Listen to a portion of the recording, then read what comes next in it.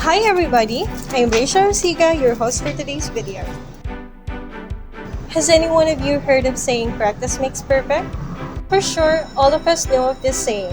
And for us to be an effective educator, we need practice teaching. That's why we have our guest for today, Ms. Jane Camposano. Let us know what are her experiences and the struggles she encountered, and what are the advice she can give us as a future educator. So come on, let's find out.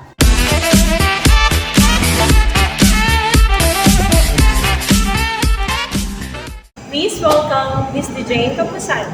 So, kumusta ka naman? Well, I'm fine and I'm doing great today. That's good to know. So, I know you came from Pasacopa. So, how's the travel experience? It's good. I see. So, we're gonna be starting our questions, and these questions are from our future educators. So, first, we need to know, or we want to know, what are the bad experience or the good experience you encounter so far?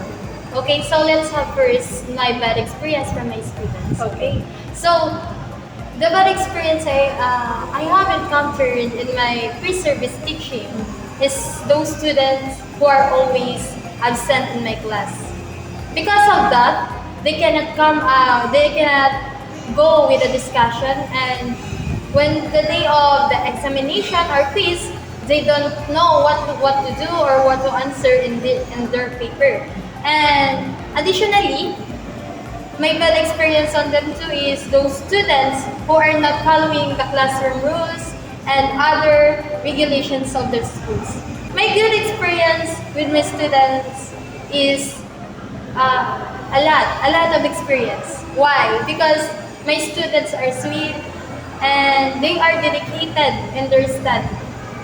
First, I make sure that I will always excited to see them so that I can have a beautiful experience with them and they can have too a beautiful experience with me. So that's the key of being a teacher on how to have a good experience with your students. Okay, for the second question, I know naman before we start on having the internship, there should be like a connection with the principal. So how's the experience talking to the principal? Before we take our internship, we are going first to have a communication with our school principal to our cooperating school, so that she will going to make sure that we are prepared before we enter our class.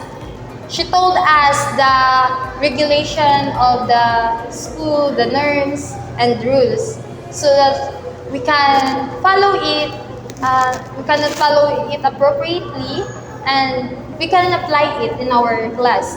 And also, she makes sure that we can deliver well our discussion, our lesson to the class, so that the students would also apply the lesson we discussed on them. Our experience from the school principal is so very fascinating.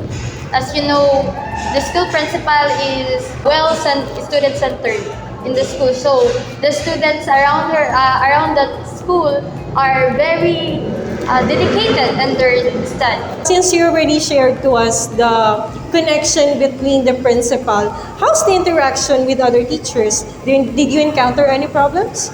So far, we didn't have encountered any problem with our teachers inside of our cooperating school, because all teachers there are very passionate and they always help us and guide us every time we need their help.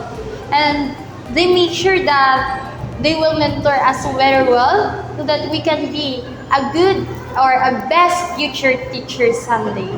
I really appreciate your time and effort for sharing all the things that we need to know in case that we are having our internship. So before we end our interview, I would like to ask, what are the advice that you can give to us, or what are the advice that you can give to our future educators? And for the future student teachers, my advice for them is be yourself, okay?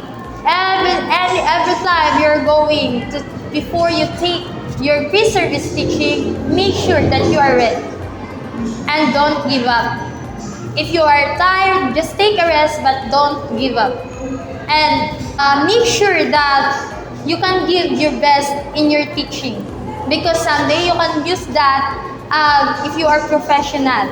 And the students you teach, they will not forget you. I always remember that you have first a discipline to yourself, because discipline is a fuel of our achievement.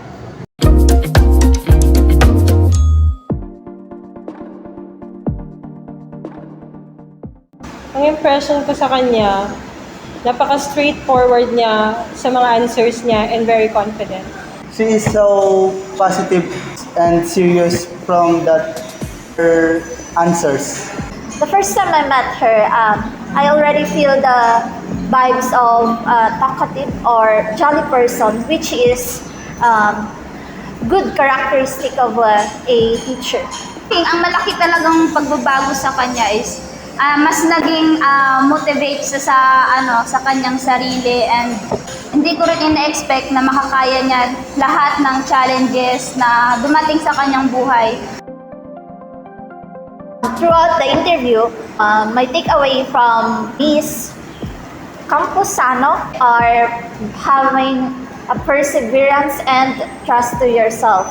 My takeaway regarding sa interview, I think magiging effective educator ako in the future because marami akong natutunan sa kanya, like maging positive, maging open-minded, and at the same time, mahalin yung career mo.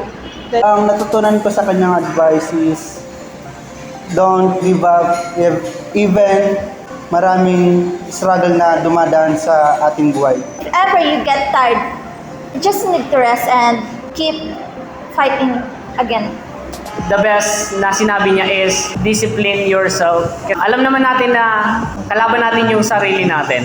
Be passionate kung ano man yung ginusto natin sa buhay natin. Sa pagpili natin bilang teacher, mahalin natin kung ano yung pinili natin at panindigan natin.